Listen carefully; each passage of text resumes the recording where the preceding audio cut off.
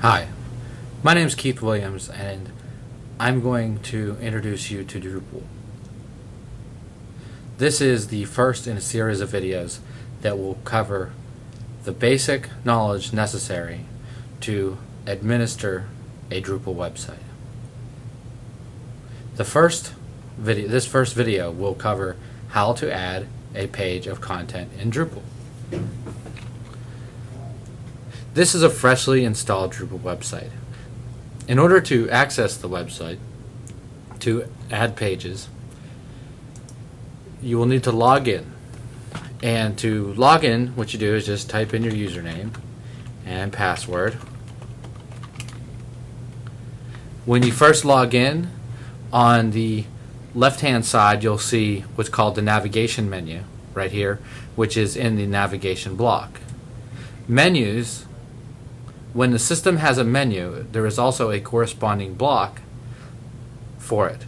You can imagine menus as the items that you are picking out to get, they're the hyperlinks, the links to take you someplace, and you can think of blocks as the containers for those menus. And by embedding a menu inside a block, it allows you to reposition the block where you would like to on the page. We will get into that part of this later in the tutorial. The first thing that you would need to do to create a page is click on Create Content on the navigation menu.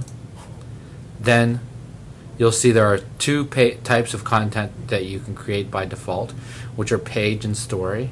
Actually, they are really just the same type of content. The difference is that a page is a single page, while a story has a preset what's called teaser. A teaser is basically a piece of content that is a summary, like an abstract, of the larger article. As an illustration of that is when you go to a website and you see a link that says read more, and when you click on it, it expands the size of the article. The article that you saw before you clicked on the read more link was the teaser, and the full article was the what you saw after you clicked on the teaser read more link. So a story just lets you create a page that has a read more link with it. In this case, we're just going to create a plain page. Here, what I'm going to do is I'm going to create a stub page, basically just a placeholder for an about page that we're going to have on this website. So I put a title of the page and say, this page is an about page for mywebclass.org.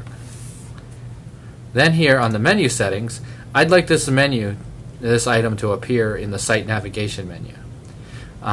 There are many different types of menus in Drupal. You can add your own, but it comes with three by default. One is the navigation menu, the other one is primary links, and the other one is secondary links. Primary links is really the site navigation, the main links. Secondary links is the secondary navigation for parts of the site. Here I'm going to add in a title for the menu called About. Then here with weight, you can specify what order this will appear in relation to other pieces of content. You'll see that there are negative numbers and positive numbers. The idea is that items that are lighter or negative will float to the top of menus, while items that are positive will sink to the bottom or are heavier. So that's why they say weight.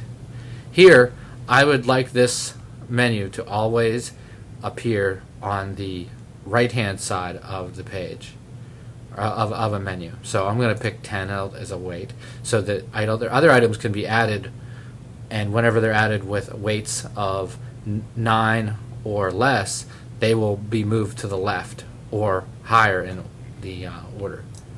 So here I'm going to put in a body. I'm going to say to be added. Then I come down here and Here is the input format. Input formats are essentially filters that are applied to the page when it is rendered. They can be used to strip out tags, they can be used to process PHP code, they can be used to prevent the processing of PHP code, or to prevent tags from being used from tags being displayed in the when the page is actually rendered. We'll talk more about input formats later.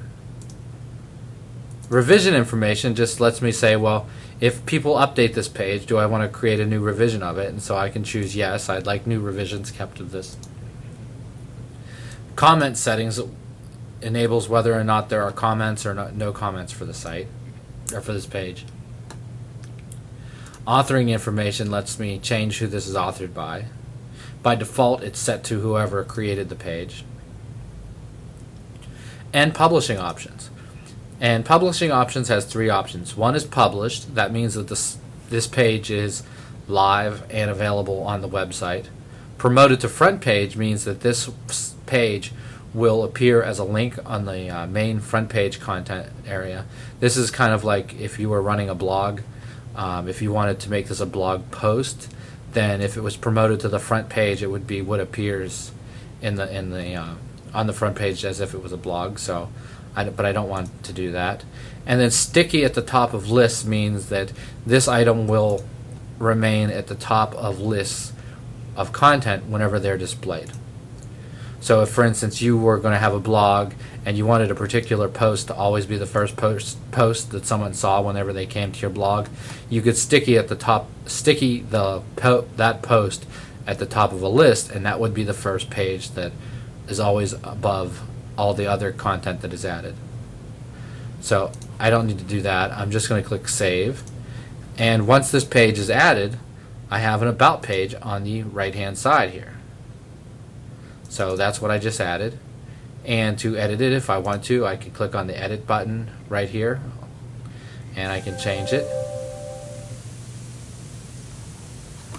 But I'm not going to change it here. This concludes the first tutorial on how to create pages.